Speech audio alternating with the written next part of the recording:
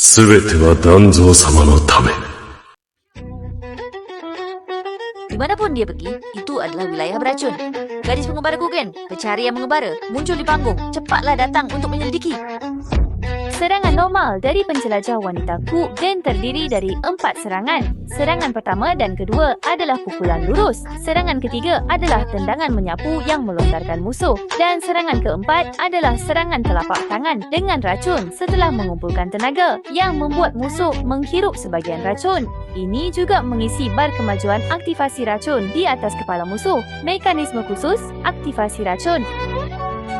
Di bawah bentuk apapun dari serangan biasa 4A oleh Piao Chugen serta keterampilan 1 dan 2 yang mengenai musuh akan mengisi bilah kemajuan aktivasi racun. Setelah bilah penuh, akan menyebabkan serangan ledakan racun roh yang merusak dan menyebabkan efek keracunan yang mengurangi darah secara terus-menerus. Jika tidak terus menyerang, bilah kemajuan akan berkurang perlahan seiring waktu.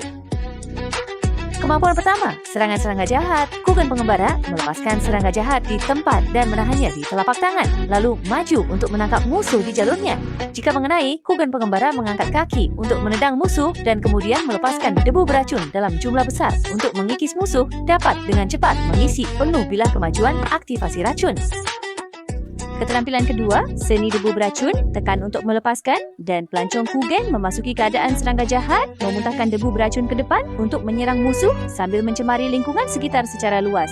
Ketika musuh berada dalam debu beracun, mereka akan terus mengisi bilah kemajuan dan setelah beberapa waktu, debu beracun akan menghilang dengan sendirinya. Perhatian, jika dalam keadaan Ling Huaichong, jika Piao Chugen terkena serangan, itu juga akan mengisi progress bar untuk musuh di sekitar. Setelah lingkaran kuning keterampilan berakhir, dia akan keluar dari keadaan Ling Huaichong dan kembali ke keadaan normal. Ketika Ling Huaichong menutupi seluruh tubuh, keberadaan Piao Chugen sendiri adalah racun yang mengikis tulang. Serangan biasa yang diperkuat dari Piao Chugen dalam keadaan Ling Huaichong terdiri dari 4A. 3A pertama sama dengan keadaan normal, 4A mengumpulkan kelompok serangga di udara untuk menangkap musuh. Setelah mengenai, menarik ke bawah dan mengejar dengan pukulan.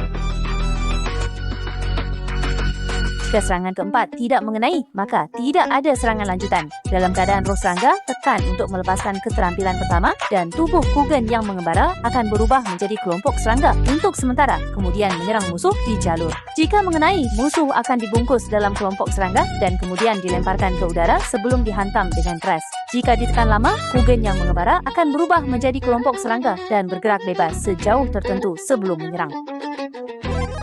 Dalam periode menjadi kumpulan serangga, diri sendiri tidak bisa diserang.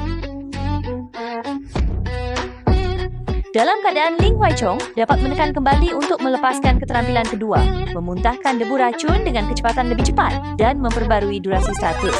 Ultimate Du Chen Shun Yingpo. Piao Chugen melepaskan kabut racun yang menutupi langit, seketika memenuhi seluruh medan perang, kemudian melakukan serangan beruntun, menangkap musuh dan membantingnya ke tanah, mundur untuk mengumpulkan kekuatan, lalu melancarkan pukulan ke depan yang dipenuhi debu racun berkonsentrasi tinggi, sepenuhnya mengakhiri musuh. Setelah mengeserai pelajaran terakhir juga.